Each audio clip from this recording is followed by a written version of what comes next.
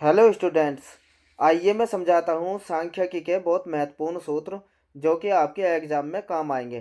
देखिए, सांख्यिकी में आपको तीन चीज़ निकलवानी होती है: समांतर माध्य और माध्य का, और तीसरा होता है बहुलक। ये तीन आपसे क्वेश्चन पूछे जाते हैं। समांतर माध्य के निकालने की तीन विधि होती है: प्रत्यक्ष विधि, कल्पित विधि और पग विचलन विधि। ये तीनों की तीनों। अब देखिए, प्रत्यक्ष विधि में अगर समांतर माध्य आपसे पूछेगा तो उसका फार्मूला होता है sigma F x upon sigma F. ये प्रत्यक्ष विधि का फार्मूला होता है समांतर माध्य निकालने का। कल्पित विधि माध्य का निकालने के लिए समांतर माध्य का सूत्र होता है A plus sigma F D upon sigma F. इसी तरीके से पग विचलन विधि से अगर समांतर माध्य आपसे पूछेगा तो A plus sigma F U upon sigma F और गुना एक्स। ये होता है पग विचलन विधि से समांतर माध्य का निकालना।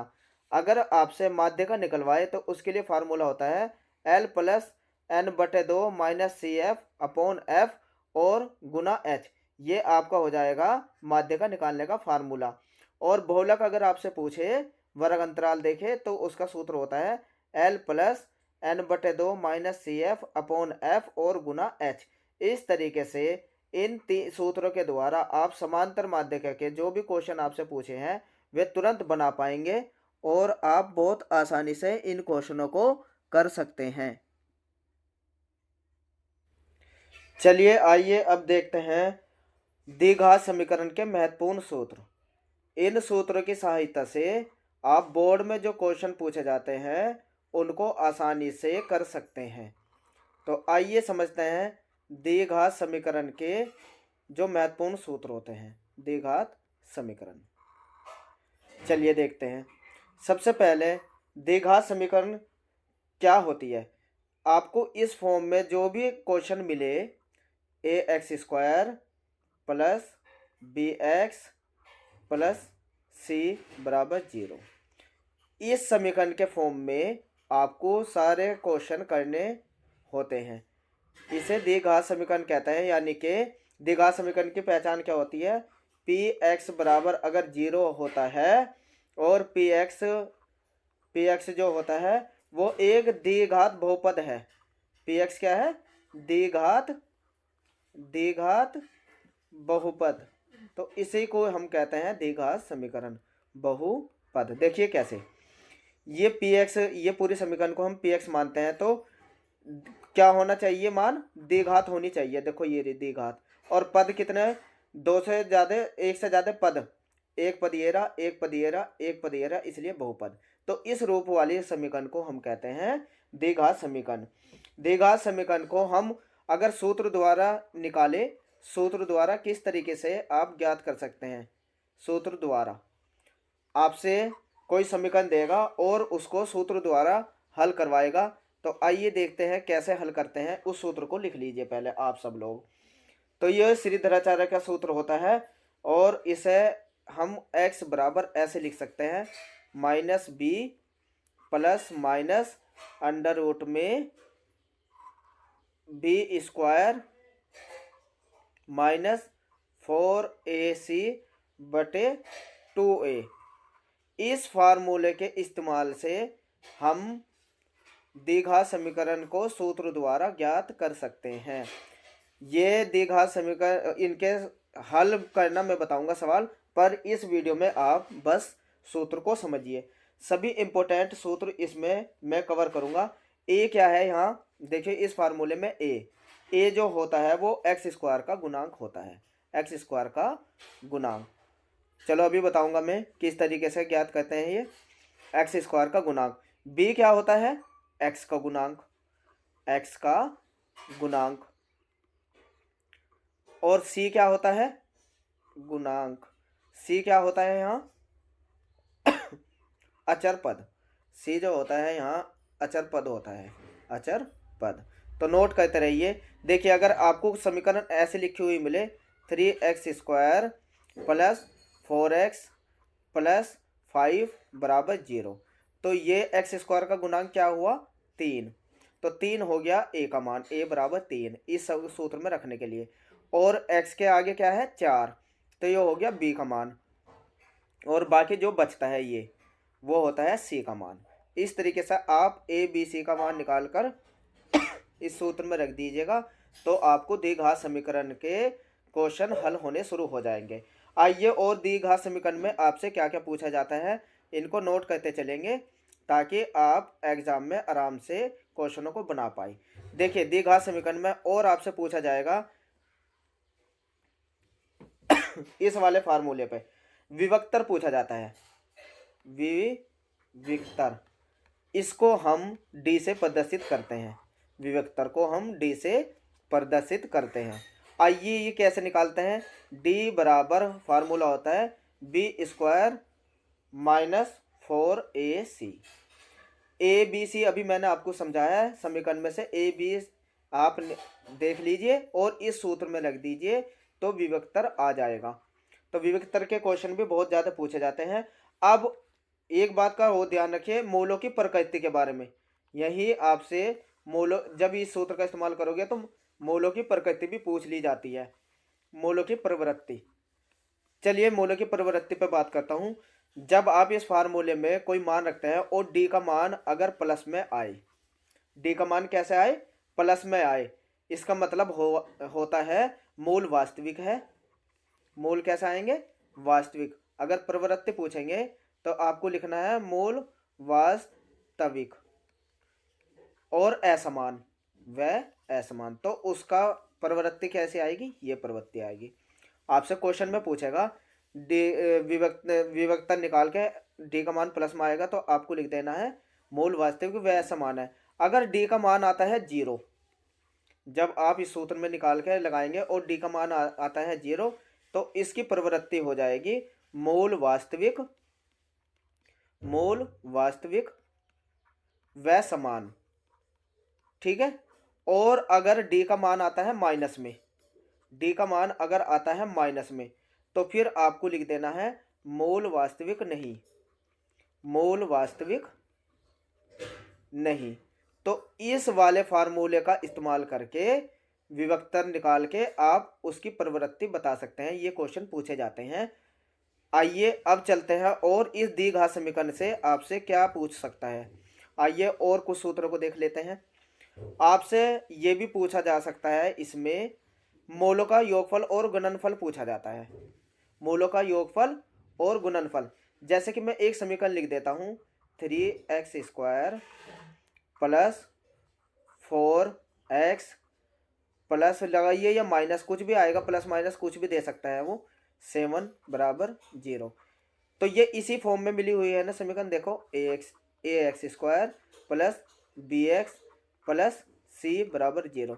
तो देखो इससे कंपेयर करेंगे, x² की जगह जो ये आया ना 3, ये a का मान है, ये जो 4 है ये b का मान है, और ये जो 7 है ये c का मान है। तो आपसे अगर पूछे मूलों का योगफल, आपसे देगा समीकरण देके, जैसे यही समीकरण देगी, आपसे पूछे मूलों का योगफल ज्ञात करो, मूलों का योगफल, तो इसको निकालने के लिए आप फार्मूला का इस्तेमाल करेंगे। अल्फा प्लस बीटा भी बोल सकते हैं मूलों को, योगफल को अल्फा प्लस बीटा बराबर -b/a, ये लगा सकते हैं, या इसकी जगह आप ऐसे भी लिख सकते हैं -x का गुणांक बटे x का गुणांक, x² का गुणांक, ठीक है। इस तरीके से आप इस फार्मूले से मूलों का योगफल निकाल सकते हैं। देखिए अगर इसी समीकरण का मैं निकाल के दिखाऊं, a का मान कितना है, a का मान है 3, b का मान कितना है इसमें 4, c का मान कितना है इसमें 7।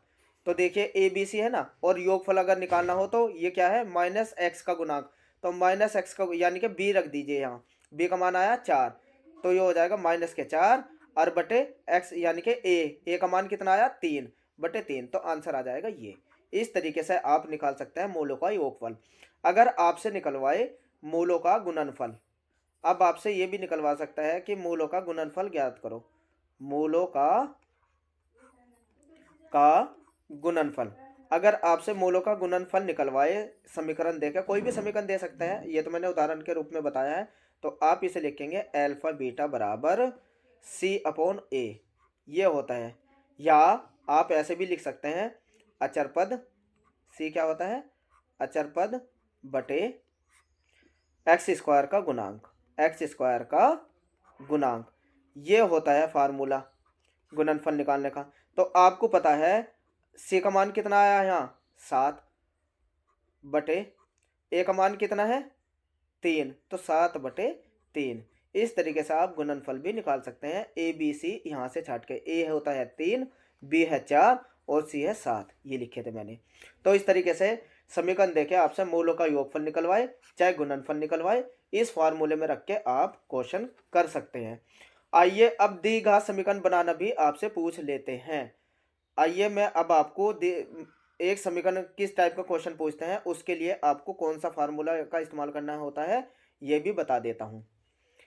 अगर आपसे पूछे, ये पूछेगा द्विघात समीकरण बनाइए, द्विघात समीकरण बनाए, यानी कि दो मूल दे रहेंगे आपको, मूलों का योग, दो मूल दे रहेंगे। कैसे मैं आपको बता दूं। आपको दिया रहेगा अल्फा का मान दे दिया 3 और बीटा का मान दे दिया 4, ऐसे दो मान दे दिए और इससे कहेगा आपको कि एक द्विघात समीकरण बनाइए। ठीक है, तो आइए कैसे, क्या फार्मूला होता है द्विघात समीकरण बनाने का, तो इसका फार्मूला लिख देते हैं पहले ताकि आपकी समझ में आए। द्विघात समीकरण बराबर, द्विघात समीकरण बराबर यह होता है एक्स स्क्वायर माइनस मूलों का योग, मूलों का योग एक्स और प्लस मूलों का गुणनफल, मूलों का गुणनफल, गुणनफल बराबर 0। ये होता है फार्मूला। तो अब देखिए इस समीकरण में आप मान रख दीजिए तो आप पे आंसर आ जाएगा। देखिए मैं रख के दिखाता हूं, यानी कि अल्फा एक मूल है 3, दूसरा मूल दिया 4, तो पहले इसका योगफल कर लीजिए, यानी कि अल्फा प्लस बीटा कितना हो जाएगा, योगफल जब करेंगे 3 और 4 7। ठीक है, गुणनफल कितना हो जाएगा, अल्फा बीटा कितना हो जाएगा 4 12, 12 हो गया ना, यानी कि हमारे पास योगफल भी आ गया और गुणनफल भी आ गया। और अब आपको क्या काम करना है, सिर्फ इस फार्मूले में रख देना है। द्विघात समीकरण बनाने को कहेगा तो एक्स स्क्वायर माइनस मूलों का योगफल कितना आया आपके पास, ये 7 आया ना, 7x प्लस गुणनफल कितना आया आपका गुना करके 12 बराबर 0। इस तरीके से आपने देखा कि आप पे समीकरण बनानी आ गई। इस टाइप के क्वेश्चन भी आपसे पूछे जाते हैं बहुत ज़्यादा।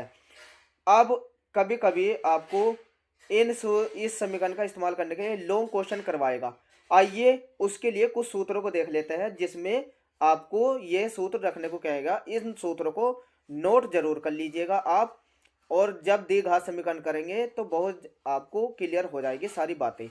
तो कुछ महत्वपूर्ण सूत्र आइए मैं लिख देता हूँ, महत्वपूर्ण तथ्य जो होते हैं जो कि द्विघात समीकरण बनाने में काम आएंगे और लॉन्ग क्वेश्चन में वे आते हैं। महत्वपूर्ण तथ्य इनको जानिए जो कि आपको बहुत इजी से क्वेश्चन कराने में मदद करेंगे। चलिए देख लेते हैं इनको कौन कौन से वे महत्वपूर्ण तथ्य होते हैं जो द्विघात समीकरण बनाने में काम आते हैं।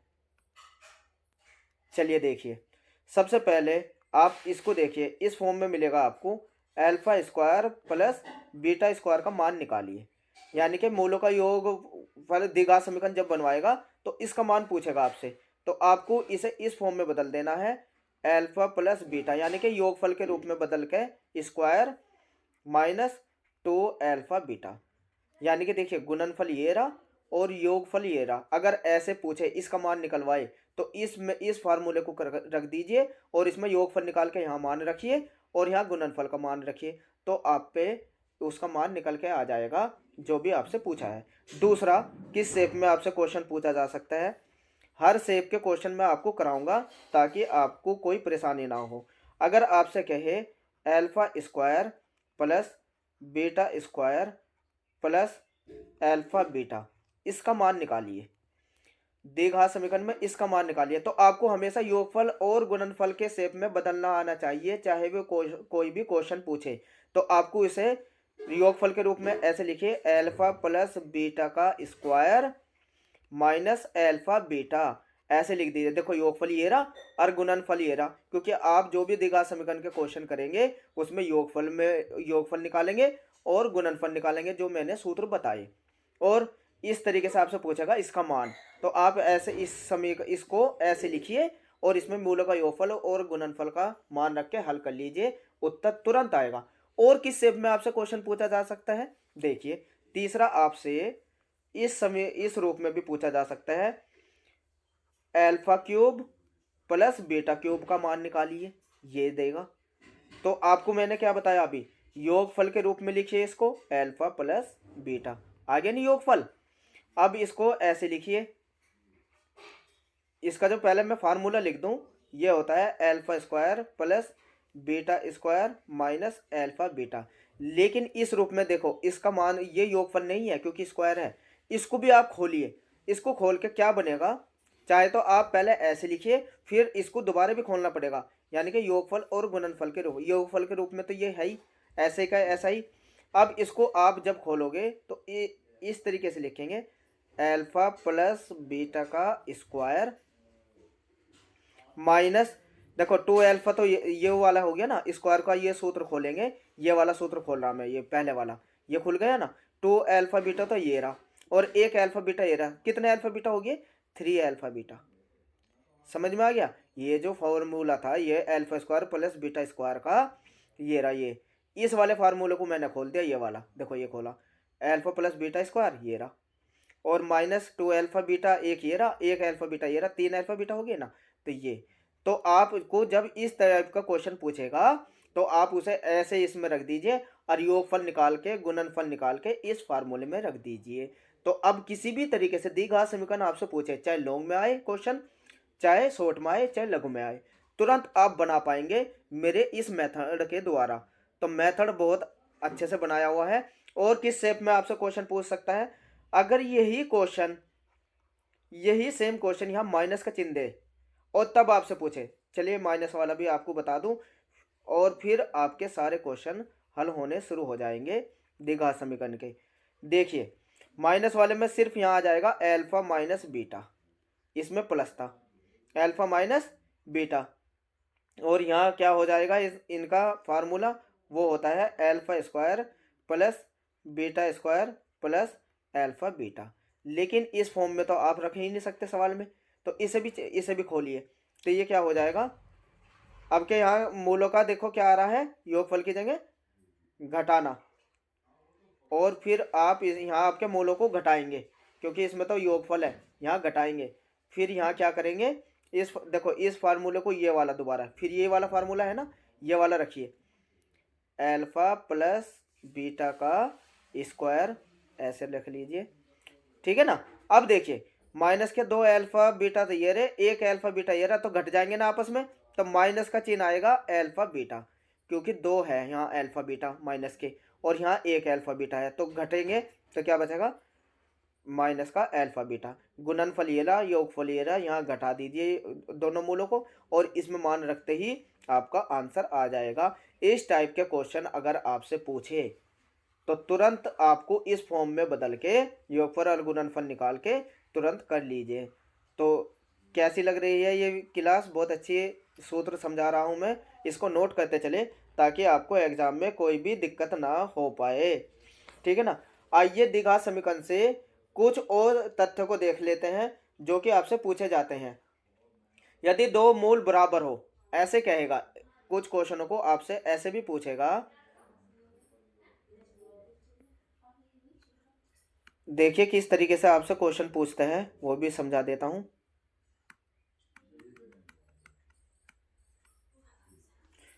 चलिए आइए देख लेते हैं क्वेश्चनों को और क्या से पूछता है।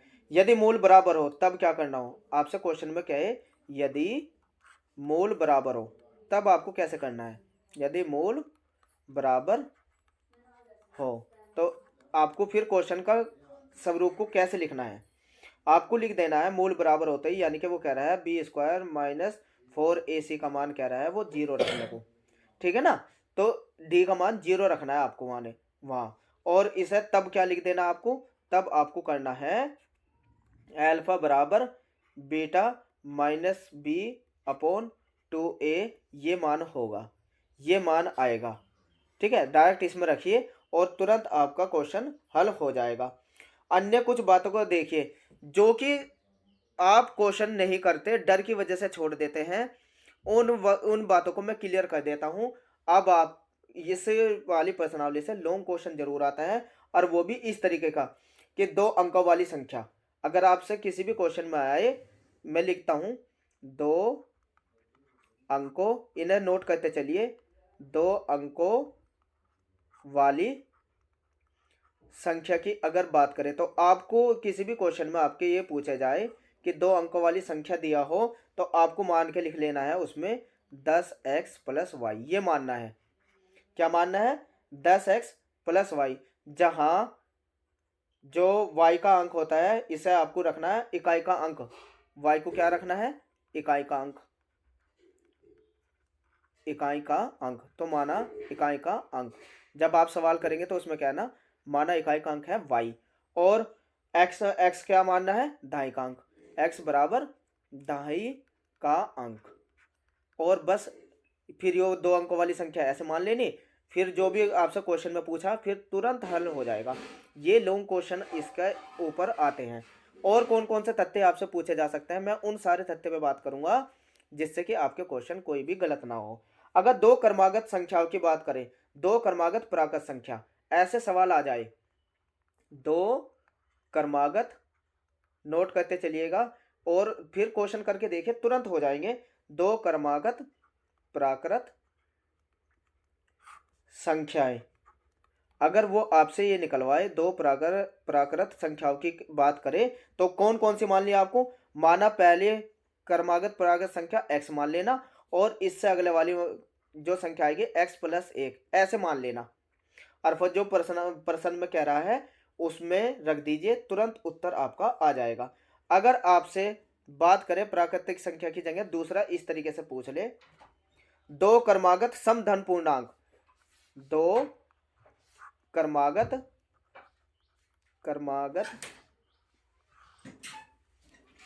ये भी क्रमागत ही है, गैत है क्रमागत। 2 क्रमागत समधन पूर्णांक की बात करें, अगर समधन पूर्णांक, तब आपको कैसे माननी है? ये सवाल में आपको एक तो माननी है x, और सम कब आएगी? जब इसमें 2 जोड़ेंगे, क्योंकि सम में क्या होता है, मान लिया ये 4 माना आपका, तो अगले वाली कौन सी आ जाएगी? 4 2 6, ठीक है ना। इस तरीके से आपको इसी तरीके से मान के करनी है, तो आपके तुरंत सवाल होने शुरू हो जाएंगे। अगर विषम की बात करें, 2 क्रमागत विषम, चलिए ये तो हो गया धन। अब आपसे पूछे 2 क्रमागत, यहाँ आप एक काम करिए, सम यहाँ 2x मानिए, क्योंकि आप हो सके 5 आए तब 5 दोगुना करेंगे तो समी हो जाएगी, ठीक है ना। और उस वाली जो आएगी 10, उसमें 2 और जोड़ दीजिए, ठीक है ना। तो इस तरीके से ये हो जाएगा। और ये कैसा माननी है आपको?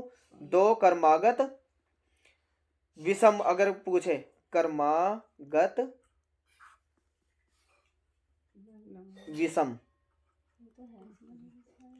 विषम धन पूर्णांक, अगर ये आए धन पूर्णांक, तो आपको अब कैसा करनी है? तब आपको इसे माननी है, माना x है और इससे आगे भी x प्लस 2, ठीक है ना। तो आप इस तरीके से सवाल को मान के कर सकते हैं, ठीक है ना। अब अगर बात करें 3 क्रमागत संख्याओं की, किसकी बात करें? 3 क्रमागत, कभी कभी इस तरीके का सवाल जरूर आ जाता है। 3 क्रमागत प्राकृत संख्याएं, 3 क्रमागत प्राकृत संख्याएं अगर आपसे ऐसे पूछे, तब आपको क्या काम करना है? पहली मान लेनी x, दूसरी मान लेनी x प्लस 1, और तीसरी मान लेनी x प्लस 2, ऐसे तो ऐसे मान के आपको सवाल कर लेना है। अब आपसे अगर कहे किसी समकोण त्रिभुज की बात होती है, सवाल के अंदर किसी समकोण त्रिभुज के लिए, समकोण त्रिभुज की अगर बात करें, समकोण त्रिभुज की, देखिए त्रिभुज, सॉरी ये लिख दिया। किसी समकोण त्रिभुज में क्या होता है, आपको याद रखना है, कर्ण का स्क्वायर जो होता है समकोण त्रिभुज में, पाइथागोरस प्रमेय से बराबर लंब का स्क्वायर, ऐसे मान के आप सवाल कर सकते हैं, प्लस आधार का स्क्वायर। ये इस फार्मूले का इस्तेमाल करके आप द्विघात समीकरण के सवालों को आराम से बना सकते हैं। और अगर कहे त्रिभुज का क्षेत्रफल की बात होती है, त्रिभुज का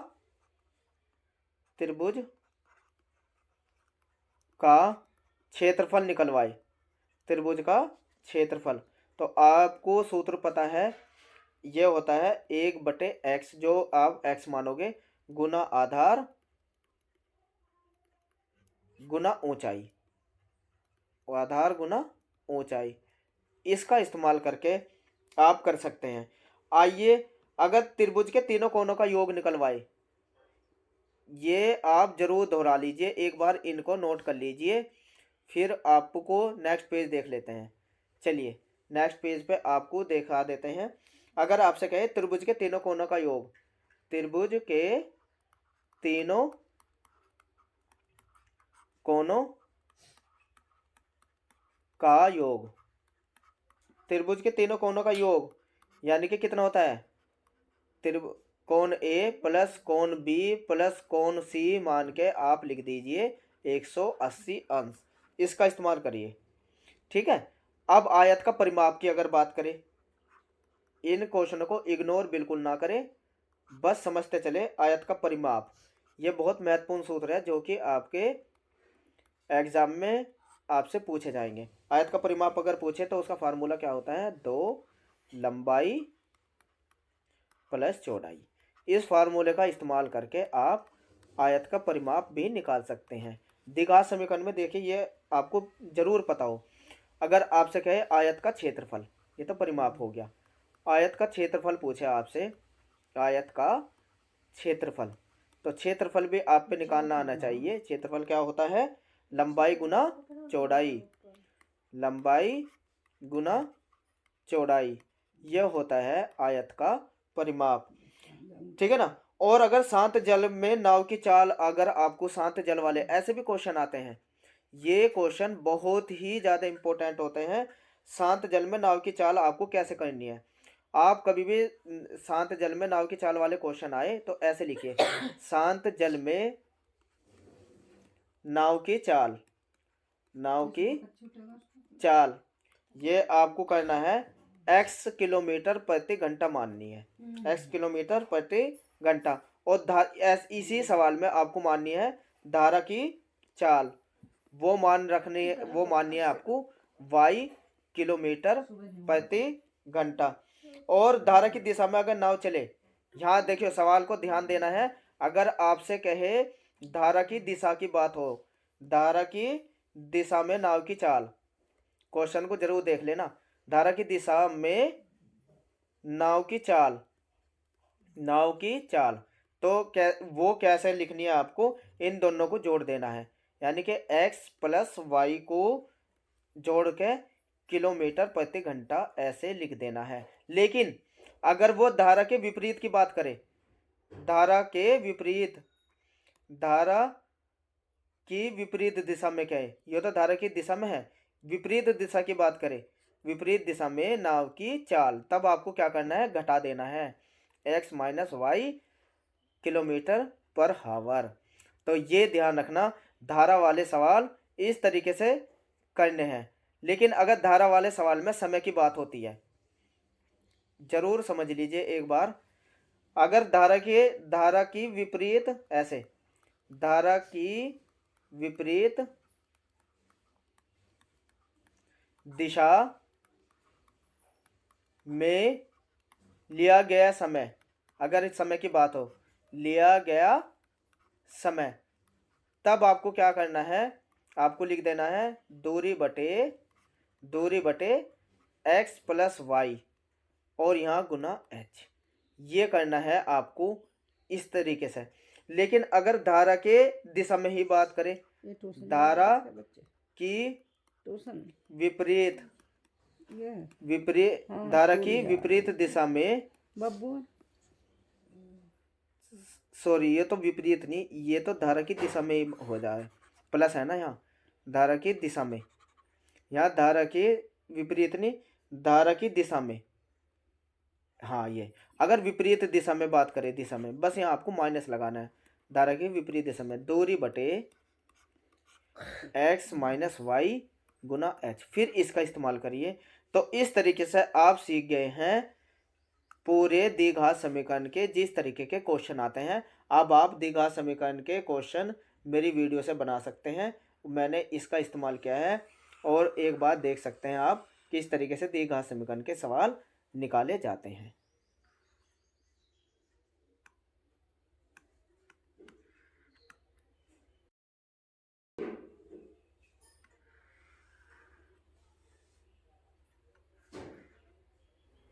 सूत्रों की इस सीरीज को आगे बढ़ाते हुए आइए चलते हैं आयतन तथा पृष्ठीय क्षेत्रफल के महत्वपूर्ण सूत्रों पे।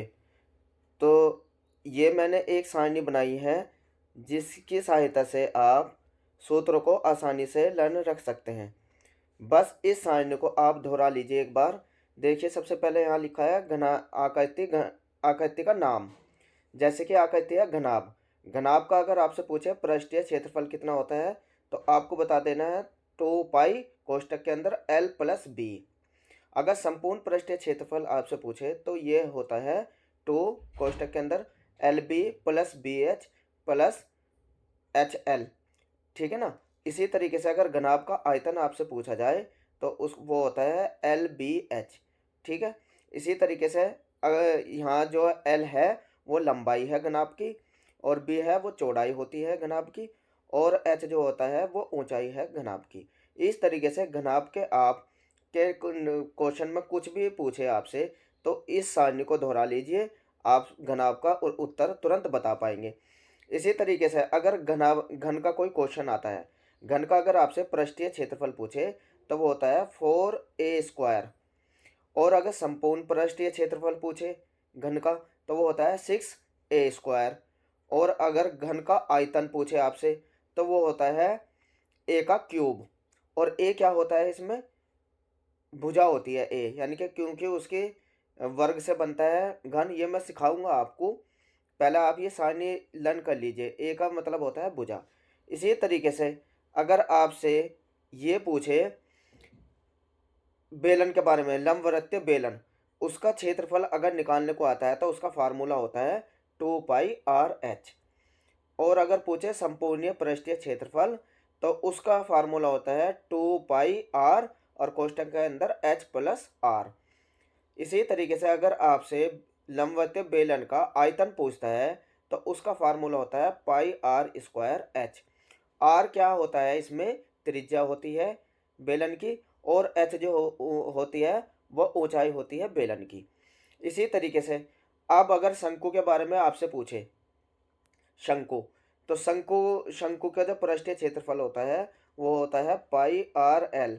और इसी तरीके से शंकु का अगर संपूर्ण पृष्ठीय क्षेत्रफल आपसे पूछे तो वो होता है पाई आर कोष्टक के अंदर आर प्लस एल या एल प्लस आर, कुछ भी बोल सकते हैं इसको। और ये शंकु का अगर आयतन पूछे अगर किसी न्यूमेरिकल में तो वो होता है 1/3 पाई आर स्क्वायर एच। एच होता है शंकु का ऊंचाई, आर होता है शंकु की त्रिज्या और एल होता है तिरछी ऊंचाई। इसी प्रकार गोला के बारे में अगर आपसे पूछे, गोला का पृष्ठीय क्षेत्रफल नहीं निकालते क्योंकि होता ही नहीं, इसीलिए अब संपूर्ण पृष्ठीय क्षेत्रफल आपसे पूछा जाएगा तो वो होता है 4 पाई आर स्क्वायर। अगर गोले का आपसे आयतन पूछे, गोले का आयतन, तो वो होता है 4/3 पाई आर की घात 3। आर इसमें होती है त्रिज्या गोले की। इसी प्रकार अर्धगोले का अगर पूछे तो वो होता है 2 पाई आर स्क्वायर, क्या पृष्ठीय क्षेत्रफल। और अर्धगोले का अगर आपसे संपूर्ण पृष्ठीय क्षेत्रफल पूछे तो आपको बताना है 3 पाई आर स्क्वायर। अर्धगोले का अगर आयतन पूछे तो 2/3 पाई आर का क्यूब। आर यहाँ भी क्या होती है, अर्धगोले की त्रिज्या होती है। तो ये सारणी आप एक बार बना लीजिए और आइए अब इन सूत्रों को आपको मैं आकृति के द्वारा समझा देता हूँ। चलिए आकृति के द्वारा इसको समझा देते हैं। ये सारणी आप बना लीजिए और इसको बार बार लर्न करिए ताकि एग्जाम में आपको कोई दिक्कत ना हो। तो आइए चलते हैं अब इनकी आकृति के पास, क्या कैसे आपको समझना है इसको। आइए अब समझते हैं। सबसे पहले अगर मैं बात करूं घनाभ की, अगर हम बात करें घनाभ की, तो आइए थोड़ा सा घनाभ के बारे में मैं आपको समझा देता हूं। घनाभ के बारे में, घनाभ जो होता है उसकी आकृति के बारे में समझिए। घनाभ जो होता है वो किससे मिलकर बनाता है, पहले एक ऐसी आकृति जिसमें 6 फलक होते हैं। घनाभ में कितने फलक होते हैं, 6 फलक होते हैं, ठीक है। और आयताकार इसकी आकृति होती है, आयत से मिलकर बना होता है, यानी कि कैसा होती है इसके फलक, आयताकार। आइए मैं इसका एक बार आपके बना के दिखा दूँ चित्र। ये देखिए, ये आयत होता है जिसके आमने सामने की भुजा बराबर होती है। ये आयत, यानी कि आयत से मिलके ही ये क्या बनता है, घनाभ बनता है। ये हो गया एक तरीके से आयत। इसमें 6 फलक होते हैं। तो अब देखिए, ये तो होती है घनाभ क्या होता है, ये एल, ये होता है घनाभ का एल, और ये होता है घनाभ की एच, ऊंचाई, ठीक है ना, ये होती है एच। और इधर ये जो है, ये जो लाइन आ रही ये वाली, ये होती है बी, यानी कि ब्रेथ, इसकी चौड़ाई। ये क्या होती है, इसकी ब्रेथ, चौड़ाई। तो इस तरीके से आपसे घनाभ का अगर आयतन पूछता है, तो घनाभ का क्या पूछता है, आयतन, तो आप बता सकते हैं लंबाई गुना चौड़ाई गुना ऊंचाई, एच, ये होता है आयतन। और अगर घनाभ का आपसे संपूर्ण पृष्ठ पूछे, पूरा पृष्ठ, संपूर्ण पृष्ठ आपसे पूछे, सारणी में भी आप याद कर सकते हैं और यहाँ भी मैं आपको बता रहा हूँ, तो लंबाई गुना चौड़ाई प्लस चौड़ाई गुना ऊंचाई प्लस ऊंचाई गुना लंबाई, यह होता है संपूर्ण पृष्ठ घनाभ का। अगर विकर्ण पूछे, घनाभ का विकर्ण आपसे निकलवाए, तो विकर्ण का हमेशा फार्मूला होता है अंडर रूट में लंबाई का स्क्वायर प्लस बी चौड़ाई का स्क्वायर प्लस एच ऊंचाई का स्क्वायर।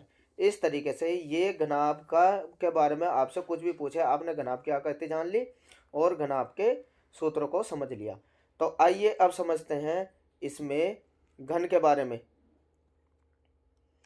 घन के बारे में भी क्लियर कर दें एक बार, सबके बारे में आपको सूत्रों की नॉलेज दे दें, फिर न्यूमेरिकल आराम से आ जाते हैं। आइए अब देखते हैं घन। घन के बारे में थोड़ा सा समझ लेते हैं। घन जो होता है इसमें भी 6 फलक होते हैं। कितने फलक होते हैं, 6 फलक होते हैं।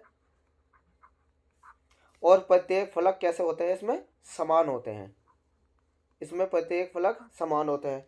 क्यों समान होते हैं, क्योंकि ये जो घन बनता है वो वर्गाकार आकृति से मिलकर बनता है, यानी कि जिसकी चारों भुजाएं एक जैसी होती है। देखिए जैसे ये वर्ग है, इसकी चारों भुजाएं एक जैसी होती है और इन्हीं वर्गाकार आकृति से घन मिलकर बनता है। ये देखिए, ये हो गया। इसका मतलब इसमें लंबाई चौड़ाई और ऊंचाई सब समान होती है। घन में लंबाई चौड़ाई ऊंचाई सारी क्या होती है, समान होती है। इसलिए कभी भी आपसे इसका आयतन निकलवाए, आयतन, आयतन का मतलब क्या होता है, लंबाई भी ए है, चौड़ाई भी ए है, ऊंचाई भी ए है, तो इसका मतलब ए की घात 3, ये तो हुआ ना आयतन, घन का आयतन होता है। और अगर संपूर्ण पृष्ठ पूछे, संपूर्ण पृष्ठ, तो संपूर्ण पृष्ठ की बात अगर हम करें तो कितने फलक बताए इसमें, 6, और गुना इसे भुजा के वर्ग से गुना कर दो, तो ये हो जाएगा संपूर्ण पृष्ठ। और अगर विकर्ण पूछे, घन का आपसे विकर्ण निकलवाए, तो ये विकर्ण जो होता है √3 गुना भुजा, ये होता है घन का विकर्ण। इस तरीके से आपने घन की आकृति के बारे में भी जान लिया। आइए अब चलते हैं बेलन की ओर। अब देखिए बेलन, जिसको हम सिलेंड्रिकल भी कहते हैं, सिलेंडर, ठीक है ना, बेलन। तो देखिए पहले बेलन की आकृति बना लेते हैं, फिर बात करेंगे। एक बेलन की आकृति बना लेते हैं।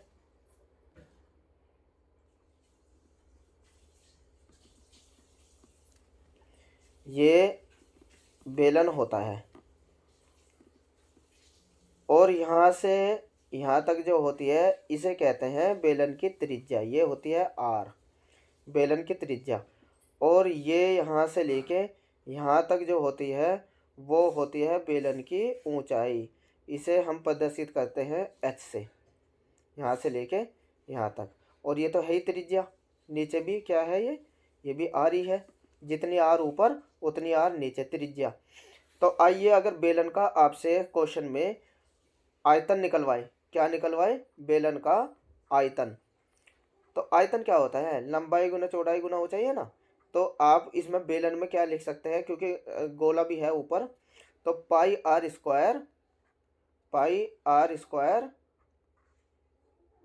एच, ये होता है बेलन का आयतन, पाई आर स्क्वायर एच। और अगर संपूर्ण पृष्ठ वो पृष्ठीय क्षेत्रफल निकलवाए, यानी कि वक्र पृष्ठ कह लो या वक्र पृष्ठ या क्षेत्रफल, पृष्ठीय क्षेत्रफल, तो इसका सूत्र होता है 2 π r/h। इसी तरीके से अगर संपूर्ण पृष्ठ निकलवाए, संपूर्ण का मतलब अंदर से भी, अगर आपको कभी भी पुताई करवानी होती है बाहर से, तो समझ लिए वो वक्र पृष्ठ या पृष्ठीय क्षेत्रफल निकालना होता है। लेकिन संपूर्ण पृष्ठ की बात करें तो अंदर भी अगर रंगाई करवानी है और बाहर भी, दोनों तरफ, तो जब संपूर्ण पृष्ठ उसका कहलाता है, ये निकलता है 2 π r/h और कोष्ठक के अंदर r+h। इस तरीके से आपने बेलन के बारे में भी आपने जान लिया। आइए अब देखते हैं शंकु के बारे में। शंकु की भी आकृति देख लीजिए एक बार, और इसके फार्मूलों को हम लर्न करेंगे। ये आपके एग्जाम में बहुत मदद करेंगे। आपके अगर फार्मूले लर्न हैं तो क्वेश्चन भी आपसे निकलते जाएंगे। इसको कहते हैं कोण, शंकु को कहते हैं कोण। आइए एक बार शंकु की आकृति देख लेते हैं। आप जन्मदिन बनाते हैं तो अपने सिर के ऊपर जो टोपी ओढ़ते हैं वो एक तरीके से शंकु का ही रूप होता है, ये होता है शंकु, ठीक है। अब शंकु में आपको आकृति के बारे में पता हो, यहाँ से और यहाँ तक की आप कहते हैं ऊंचाई, इसमें क्या होती है, ये यहाँ से यहाँ तक की ऊंचाई हुई। ये जो आई है दोनों साइड, ये इसकी तिरछी ऊंचाई है जिसे हम एल से प्रदर्शित करते हैं, यहाँ से यहाँ तक। और ये हो गई इसकी त्रिज्या, क्या हो जाएगी इसकी त्रिज्या। देखिए इसकी आकृति में तीन आपको भुजाएं देखने को मिलती है, एल, एच, आर। तो इसका मतलब इसके फार्मूले में इन्हीं का प्रयोग होता है। सबसे पहले अगर आपसे आयतन निकलवाए शंकु का, तो आयतन का फार्मूला जो बनेगा वो बनेगा 1/3 π r²h। याद रख लीजिए, शंकु का आयतन बहुत ज़्यादा पूछा जाता है। और अगर आपसे वक्र पृष्ठ पूछे, वक्र पृष्ठ, शंकु का वक्र पृष्ठ अगर पूछे, तो इसका होता है फार्मूला πr/l, ठीक है ना। और अगर आपको कभी भी तिरछी ऊंचाई एल जो है, तिरछी ऊंचाई निकालनी हो, तो एल बराबर √h² प्लस r² रख दीजिए, क्योंकि एल बड़ी भुजा होती है इसलिए प्लस का निशान आता है। अगर आपको एच निकालनी हो तो घटेगा, आर निकालना हो तब भी घटेगा, ठीक है ना, एल में से। तो ये होता है वक्र पृष्ठ। अगर आपको पूछे संपूर्ण पृष्ठ, यानी कि पूरा का पूरा संपूर्ण पृष्ठ अगर पूछे, शंकु का संपूर्ण पृष्ठ। तो वो संपूर्ण पृष्ठ जो होता है वो होता है पाई आर एल प्लस आर। तो इन फार्मूलों को अगर आपने लर्न रखा है ये एग्ज़ाम में जाने से पहले इन फार्मूलों को दोहरा के जाए तो आपको बहुत अच्छे से मदद मिलेगी एग्ज़ाम को करने में। आइए अब देख लेते हैं शंकु के बाद चलते हैं गोला, जो कि एग्ज़ाम में आपसे गोले के क्वेश्चन भी पूछे जाएंगे। तो गोले की आकृति बना के उसके फार्मूले पे डिस्कस करेंगे। गोला जिसको कहते हैं स्पेयर, SPHERE, स्पेयर। चलिए गोले पे बात करते हैं। गोले का आपको पता है गोला यही तो गोला होता है, ये पूरा का पूरा क्या होता है, गोला होता है। और यहाँ से लेके कहीं भी इसकी त्रिज्या मान ये कहीं भी अगर आप केंद्र से इसके कहीं भी मिलाएंगे वो त्रिज्या होती है आर। तो आइए गोले का आयतन देख लेते हैं। गोले का आयतन, गोले का आयतन का जो सूत्र होता है वो होता है 4/3 पाई आर की घात 3। ये होता है गोले का आयतन। और इसका पृष्ठीय क्षेत्रफल अगर आपसे पूछे पृष्ठ क्षेत्रफल गोले का, तो गोले का पृष्ठ क्षेत्रफल का जो सूत्र होता है क्षेत्रफल का पाई आर 4 पाई आर स्क्वायर, ये पृष्ठीय क्षेत्रफल होता है गोले का। आइए अगर ये इनके बाद अब बात करेंगे अर्धगोले की।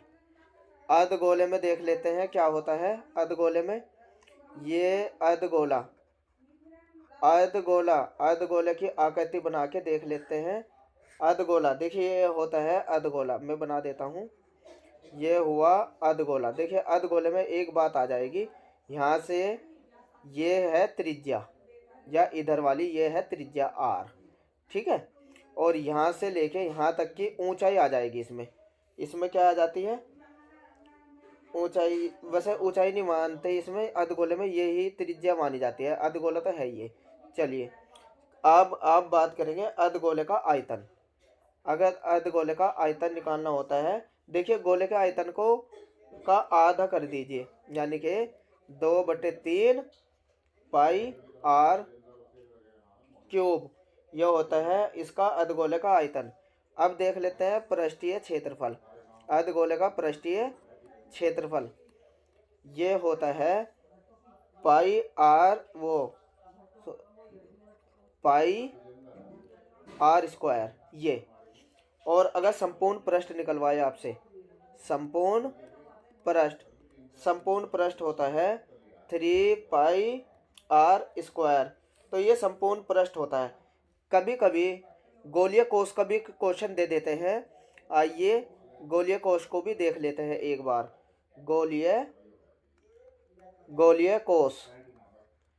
गोलीय कोष इसकी आकृति में बना देता हूँ। गोलीय कोष का भी देख लेते हैं। इसे कहते हैं स्पेरिकल सेल।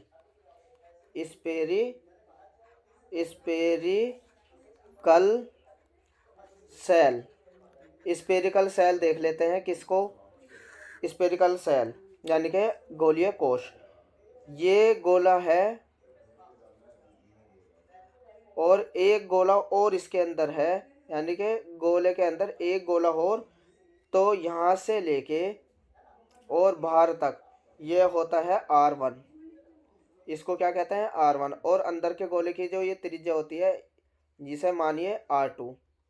तो बाहर है R1, ये है R2। और अब अगर आपको इसका आयतन निकलवाए, इसके आयतन को अच्छे से लर्न रख लीजिए, कभी कभी क्वेश्चन पूछे जाते हैं। ये होता है 4/3 पाई R1 का क्यूब माइनस R2 का क्यूब, ये होता है गोलीय कोष का आयतन। अगर पृष्ठ क्षेत्रफल निकलवाए गोलीय कोष का, तो ये होता है 4 पाई R1 का स्क्वायर माइनस R2 का स्क्वायर। इस तरीके से आप गोलीय कोष का आयतन भी निकाल सकते हैं और पृष्ठीय क्षेत्रफल निकाल सकते हैं। कभी कभी यही आकृति होती है और यहाँ बस अर्धगोलीय दे देता है, अर्धगोलीय कोष का आयतन पूछ लेता है। कभी कभी क्वेश्चन में अर्धगोलीय कोष का आयतन अगर आपसे निकलवाए तो आयतन भी समझ लीजिए एक बार, ये कैसे निकालना होता है। बस इसको क्या करना होता है, यहाँ 2 से भाग करो, गोले का आयतन को 2 से भाग कर, तो 2 से काटो तो 2 दूनी 4, यानी कि 2/3 आ जाएगा। ठीक है, 2/3। बाकी फार्मूला वही रहेगा, पाई r1 का क्यूब माइनस r2 का क्यूब। इस तरीके से आपने जितने भी ये आयतन और पृष्ठीय क्षेत्रफल संबंधी क्वेश्चन आपसे पूछे जाएंगे पेपर में, यही होते हैं। तो आपको अच्छे से समझ में आ गया होगा, मेंसुरेशन बोलते हैं इनको। ये सूत्र दोहरा ले अच्छे से, और इनके ऊपर क्वेश्चन जो आते हैं सूत्र में रखिए और तुरंत आप बनाएंगे। मैं इनके ऊपर न्यूमेरिकल जो बोर्ड में आते हैं उसको भी आपको सिखा दूंगा बना के। मेरे साथ जुड़े रहने के लिए धन्यवाद।